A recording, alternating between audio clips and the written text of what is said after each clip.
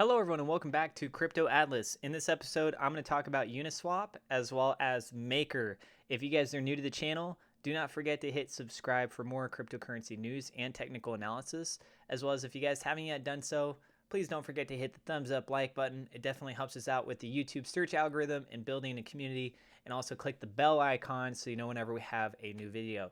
With that being said, we're going to hop right on into the charts here. As you guys can see, Uniswap is absolutely killing it today, and Maker's doing the same thing. Uniswap here on a huge push up. We got a large increase in volume.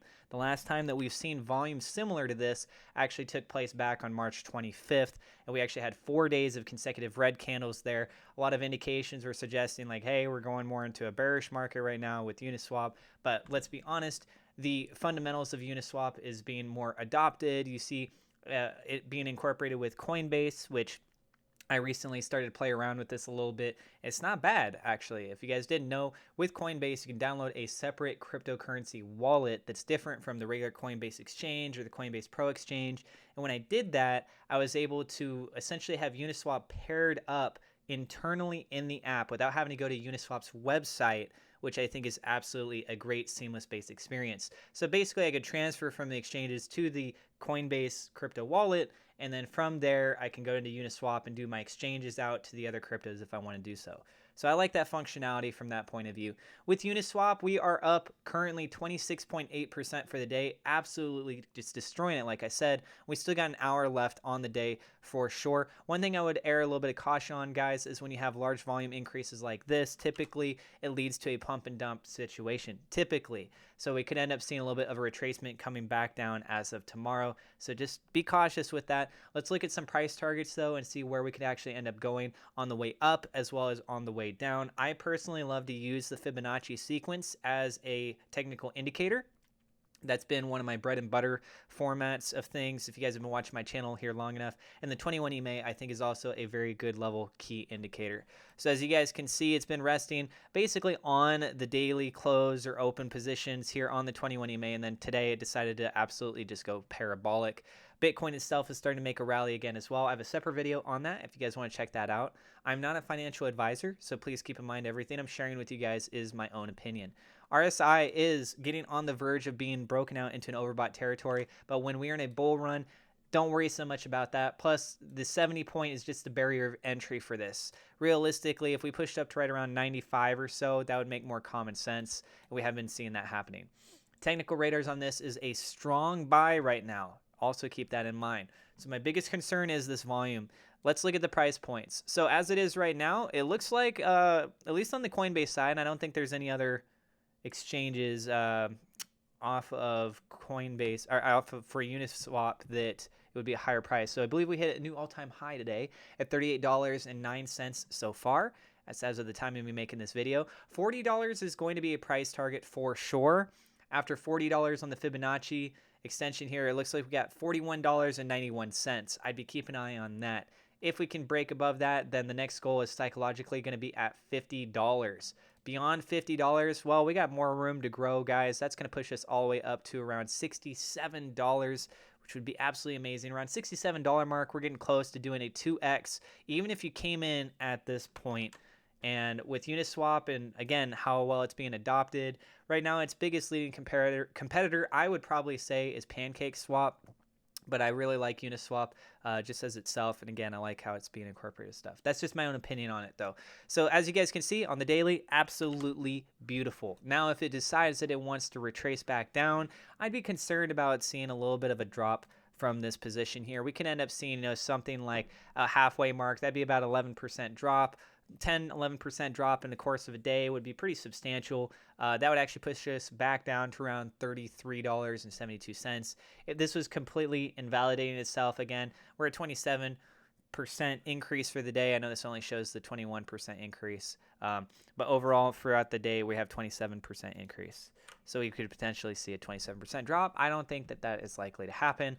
And also keep in mind that with a daily candle closure above the 21 EMA like this, if we have even, say, 2 more days like this, then we could end up having a strong indication suggesting a continuation of a bullish trend pattern on the way up.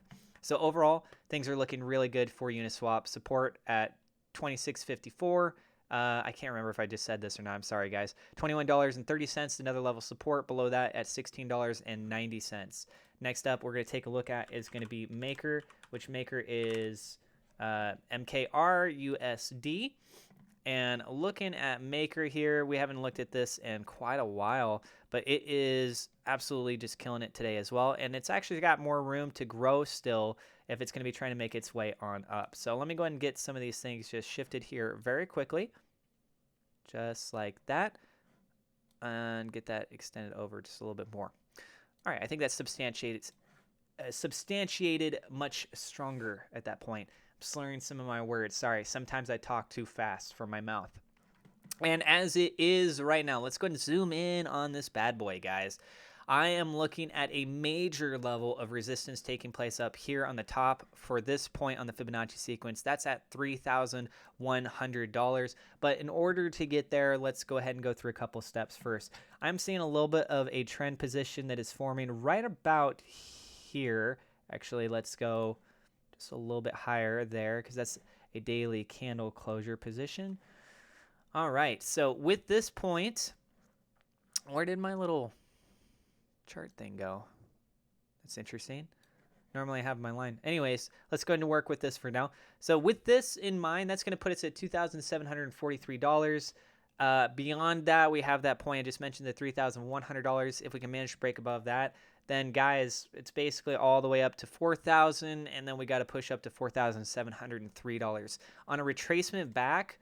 Which, again, pump and dump type situations, you're already starting to see a little bit of retracement with Maker taking place.